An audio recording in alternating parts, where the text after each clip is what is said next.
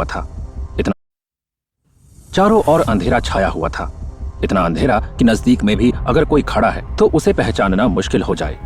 त्रिशा धीरे धीरे अपनी आंखें खोल रही थी। उसे महसूस हो रहा था कि वो किसी अनजानी सी जगह पर है।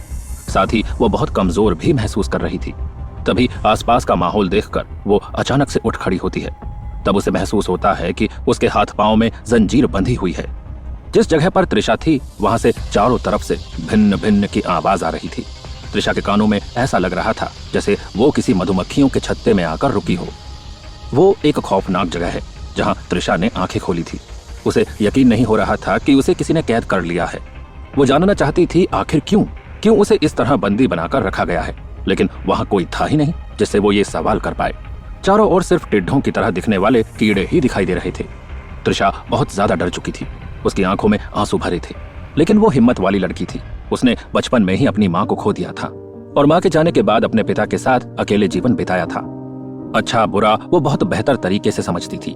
वो जानती थी कि अगर आज उसका बुरा दिन है तो कल अच्छा जरूर होगा। साथ ही उसे अपने प्यार शिवेश पर पूरा यकीन था कि वो उसे किसी भी मुसीबत में से निकाल ही लेगा। वो जानती थी कि शिवेश उसको उस जगह कभी मरने तो नहीं देगा। उस जगह को पूरी तरह से देखने के बाद त्रिशा जोर जोर से चिल्लाने लगी, कोई है यहाँ? क्यों लाए हो मुझे यहाँ? छोड़ दो मुझे, जाने दो, मेरे पास कुछ नहीं है, प्लीज छोड़ दो मुझे। आखिर में ये कहकर उसे रोना आ जाता है। वो जोर जोर से रोने लगती है। वो हारी नहीं थी, लेकिन कभी एक वक्त ऐसा आता है ना जब इंसान कमजोर पड़ जाता है, थक जाता है। ये वक्त त्रिशा के लिए कुछ वैसा ही था। त्रिशा की आवाज सुनकर वहां मौजूद कीड़ों में से 2 कीड़े अपना असली रूप ले लेते हैं, जिन्हें देखते ही त्रिशा को लगता है जैसे उसी वक्त उसे चक्कर आ जाएंगे और वो वहीं बेहोश हो जाएगी। उसके रोंगटे खड़े हो गए थे। उसने देखा कि वो 2 कीड़े एक ऐसे इंसान के रूप में बदल गए हैं जिसे इंसान भी नहीं कहा जा सकता, क्योंकि उनके पंख थे काले बड़े से पंख, जैसे किसी कौवे के होते हैं। उन दोनों का शरीर पूरी तरह से काला था, काली मोटी चमड़ी, पूरे शरीर पर कोई बाल नहीं, आंखें ऐसी कि कोई भी देखकर खौफ में चला जाए, क्योंकि उनकी आंखों की पुतली ही नहीं थी और शरीर पर कोई कपड़ा नहीं। सच में उन्हें देखकर त्रिशा इतनी डर गई थी कि उसके पांव लड़खड़ा गए थे।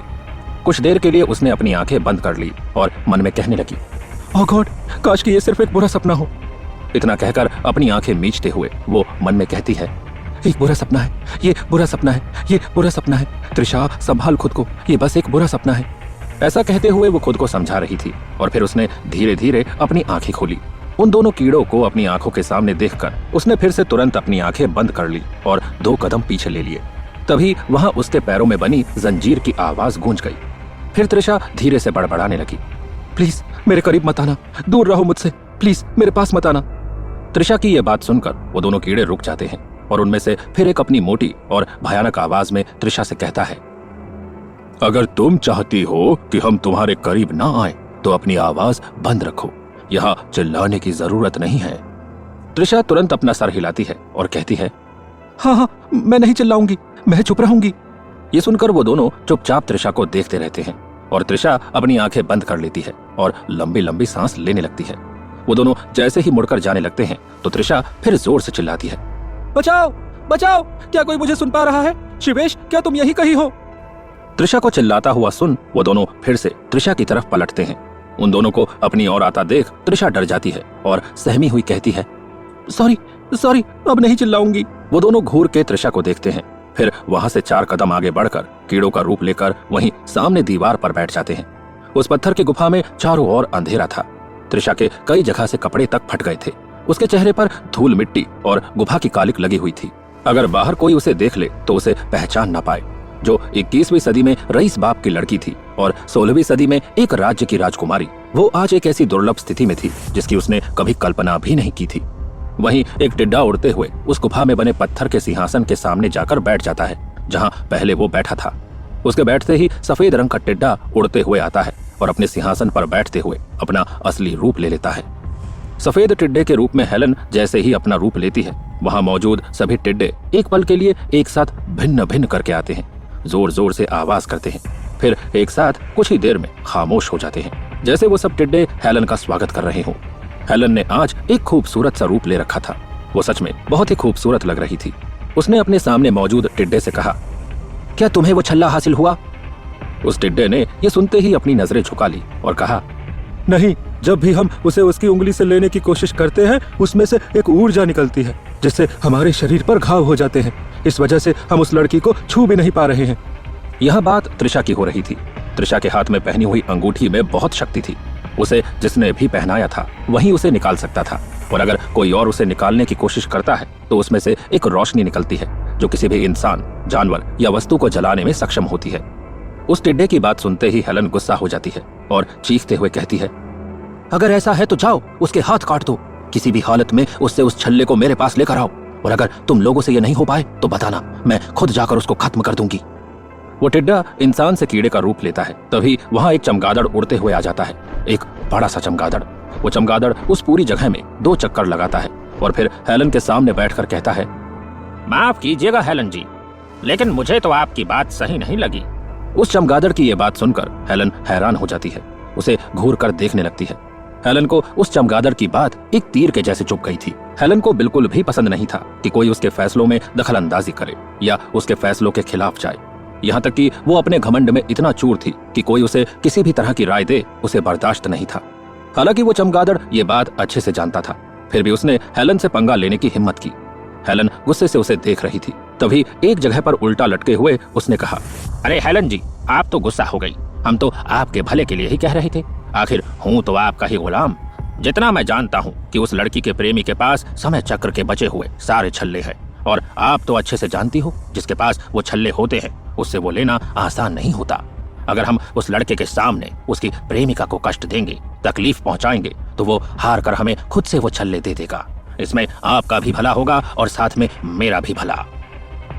उस चमगादड़ की बात सुनकर हेलन अपने सिंहासन से खड़ी हो जाती है और फिर उसे बिना कुछ कहे अपने सामने खड़े काले टिड्डे को कहती है, उस लड़की का अच्छे से ध्यान रखना, उसे कुछ होना नहीं चाहिए, और अपने साथियों को भेजकर पता लगाओ कि उस लड़की का प्रेमी कौन है, कहां तक पहुंचा है, क्या वो उसे ढूंढने के लिए आ रहा है या नहीं, और नहीं आ रहा है तो उसे भी पकड़कर यहां तक लेकर आओ। हेलन की बात सुनकर चमगादड़ फिर से एक बार खुशी से उस गुफा के चारों ओर चक्कर लगाते हुए हंसने लगता है और हेलन से कहता है, हेलन जी, पता क्या लगाना है, मैं बताता हूँ ना। वो जंगल तक आ गया है और बस कुछ ही वक्त में इस पहाड़ के नजदीक होगा। उस चमगादड़ की बात सुनकर हेलन हैरान थी। उसे यकीन नहीं हो रहा था कि जंगल तक कोई इंसान आ भी गया और उसे पता भी नहीं चला। इसी बात पर उसने अपने सामने खड़े हुए काले टिड्डे को अपने दाहिने हाथ की चिट्ठी उंगली दिखाई और उसकी चिट्ठी उंगली से बिजली की तरह एक रोशनी निकली, जिससे सामने खड़ा काला टिड्डा जलकर राख हो गया। उस टिड्डे के जलकर राख होते ही वहां सन्नाटा छा गया। वो चमगादड़ हेलन के सिंहासन के ऊपर चुपचाप बैठ गया। धीरे धीरे करके वहां पर बहुत सारे टिड्डे जमा हो गए और सबने अपना इंसानी रूप ले लिया।